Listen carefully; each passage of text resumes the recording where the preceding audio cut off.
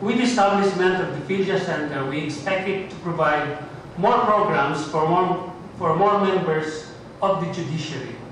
Newer and more effective methods of educating members of the judiciary are also sure to come from PhilJA as it continues to develop alternative teaching methods.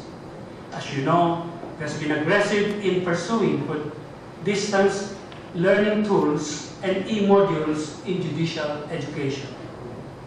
At the beginning of my term as Chief Justice on December 21, 2005, I immediately announced that I would continue the Action Program for Judicial Reform, or APJR, initiated by my revered predecessor, Chief Justice Davide. I said that I would focus on reforming the judiciary's 4 basic problems, which I codenamed ACID, A-C-I-D. A for limited access to justice by the poor, C for corruption, I for incompetence, and D for delay in the delivery of justice. Indeed, the strengthening of PhilJA as the primary education arm of the Supreme Court will continue to receive priority under my watch. After all, the intensified campaign to eradicate the corrosive effect of judicial incompetence as one of the 4 major ACID-based targets I earlier identified. Due to the relentless drive of the court to rid the judiciary of the unfit and the misfit, it has disciplined a growing number of judges over the past years for various infractions of the Code of Judicial Conduct. Even amid its effort to improve the quality of our magistrates, it is sad to note that some of them have been cited for and adjudged guilty of gross ignorance of the law. Needless to say, incompetence remains to be a big challenge for the judiciary. And what better way to address it than through continuing education and training? Through the PhilJA, we hope to generate a new core of what Chief Justice Davide describes as, quote, independent, effective, and efficient, unquote. And may I add, ethical and morally courageous magistrates, not only steeped in legal excellence, but also firmly grounded on strong ethical and moral values.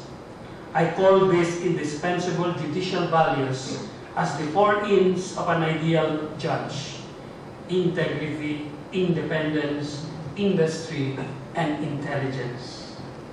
In the long term, I envision the PhilJA Training Center as a full-fledged academic institution offering full masteral and doctoral law courses comparable to those offered by the best schools in Asia and the rest of the world.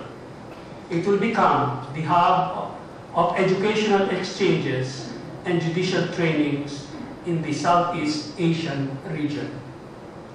Conformably with these standards, those seeking admission to the Academy must pass rigid screening to ensure that only the best and the brightest enter and graduate from it.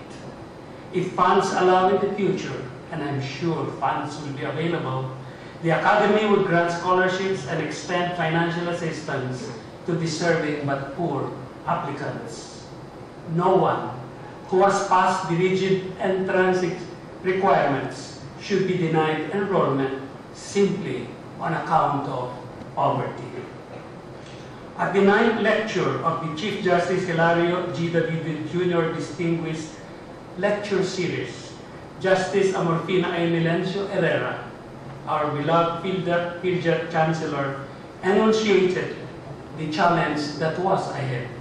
She said, and I quote with her permission, open quotation, "The real challenge many times in life is not discovering the new, but maintaining the advantage, keeping the faith, and guarding the hearth," unquote. That faith we have kept. The hearth we have safeguarded. Now it is time to rediscover the new, maintain our advantage, move on, and surge forward with quality judicial education. Maraming salamat.